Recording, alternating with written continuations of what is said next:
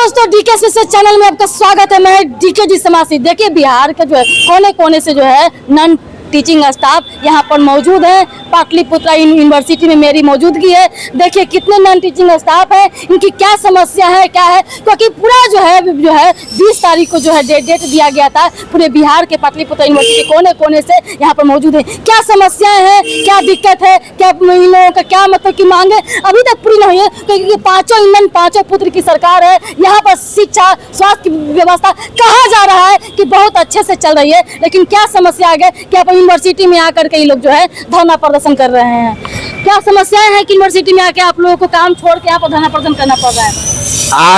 आज working day भी है, क्या कहिएगा? आज बिहार के परंपरागत विश्वविद्यालय सहित 250 अंगीभूत महाविद्यालय के 33,000 शिक्षकेतर कर्मचारी सामूहिक अवकाश पर रहते हुए अपने अपने विश्वविद्यालय में धरना प्रदर्शन कर रहे हैं।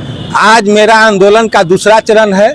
इसके पूर्व भी 6 और 7 मई को पूरे बिहार के 33,000 कर्मचारी क्रमबद्ध हड़ताल पर रखते हुए बिहार सरकार को ध्यान आकृष्ट कराए थे। हमारी 15 सूत्री मांग है। और कुलपति को न बोलिएगा कि बिहार को नहीं, समस्या सबसे पहले मेरा बिहार सरकार से है। बिहार सरकार समस्या है। हाँ, समस्या बिहार सरकार से भाई। 15 सूत्री मांग है। 15 सूत्री मांग को लेकर यहाँ पर धरना। हाँ, और हम लोग महासंघ से सरकार को दर्जनों बार लिखित रूप में दिए, मौखिक रूप से जाके मिले, लेकिन आज तक महासंघ से कोई बिहार सरकार के वार्ता नहीं हुई। गवर्नर से मिले। हमारे सबसे समस्या ज्यादा बिहार सरकार से है। वेतन वाली बात बिहार सरकार से है। गवर्नर साहब से अलग समस्या रहता है, लेकिन जो मेरा समस्या अभी वेतन से जुड़ा हुआ है कर्मचारियों का, वह बिहार सरकार से है। इसलिए हम लोग बिहार सरकार को, बिहार सरकार में कौन, शिक्षा मंत्री हो, उच्च शिक्षा सचिव हो, डायरेक्टर हो, सबसे हम लोग मिले हैं। और जब भी आप मिले हैं, ठीक है, आप मिल लिए, हर जगह जगह आप लोगों ने मिले हैं। मिल करके जो उन्होंने अपना वाणी में क्या कहा और लिखित में क्या दिया? केवल आश्वासन दिया, लिखित में कुछ नहीं। कैमरा के मुंह कुछ बोल देने का कोई प्रूफ है, कोई रिकॉर्डिंग है?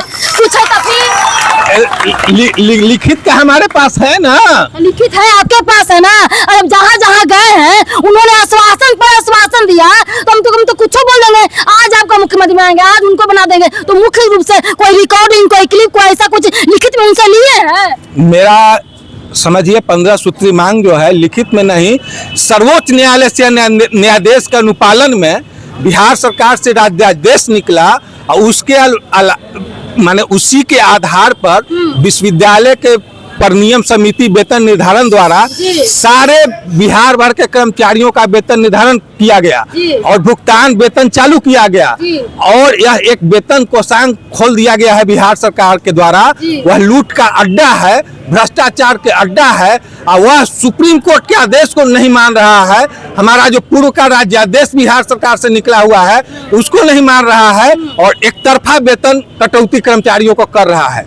और इसके कटौती क्या, कटौती से पहले कुछ सुनिए ना, पहले कटौती क्यों कर रहा है? वेतन निर्धारण जो है कोषांग, इस मामले में हाईकोर्ट का निर्णय 2015 में ही आ गया है कि इसमें विश्वविद्यालय की क्या भूमिका रहेगी और वेतन सत्यापन कोषांग की क्या भूमिका रहेगी।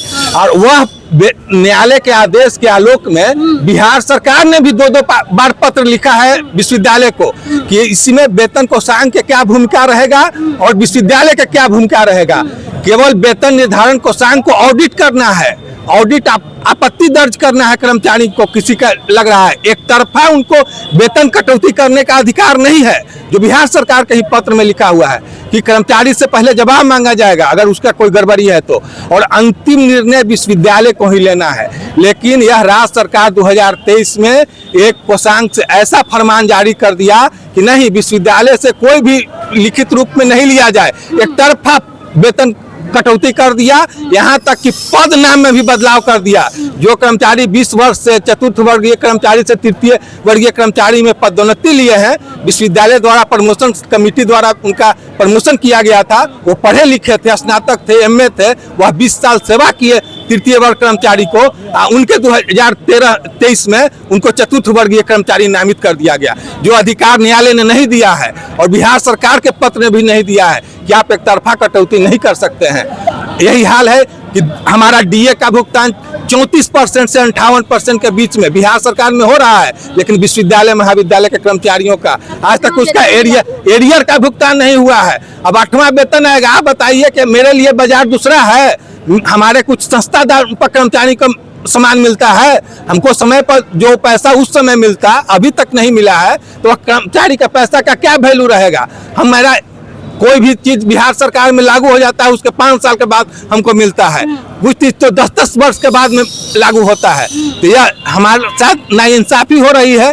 तो इसी के लिए आज कर्मचारी बिहार में आंदोलित है अपनी 15 सूत्री मांगों के लिए।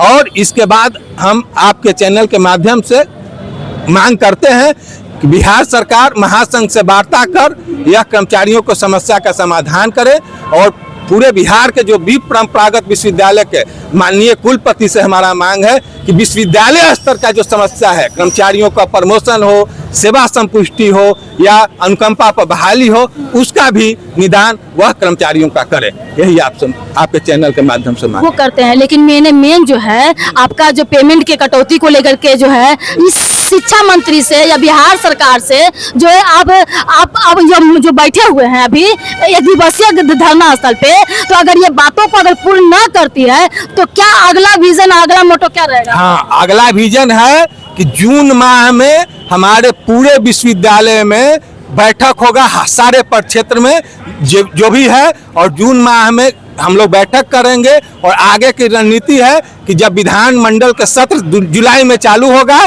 तो हम विधानमंडल के सम्मत अपना धरना प्रदर्शन करेंगे। और उसके बाद भी हमारी मांग नहीं मानी जाती है तो अगस्त माह में पूरे बिहार के बृहद परिषद के बैठक बुला के हम लोग अनिश्चितकालीन हड़ताल की घोषणा करेंगे, जिसकी सारी जवाबदेही बिहार सरकार की होगी। पता नहीं, करना तो चाहिए, लेकिन अभी तो इलेक्शन भी नहीं है कि जल्दी जल्दी कर दे, काम कर दे। इसके लिए जो आप धरना पर रहेंगे तो बच्चों के हित में भी नहीं होगा कुछ। हम लोग नहीं करना चाहते हैं क्योंकि हम लोग गरीब कर्मचारी हैं, हम ही लोग के बाल बच्चा और परिवार के सब स्टूडेंट इसमें पढ़ता है, इसलिए हम लोग नहीं करना चाहते हैं, लाचारी होकर कर रहे हैं। पहले देखे कि 2 दिन केवल कलम बंद हड़ताल किए, आज सामूहिक अवकाश पर है, और जब नहीं होगा तो हमको मजबूरी में अनिश्चितकालीन हड़ताल पर दुखी मन से जाना पड़ेगा।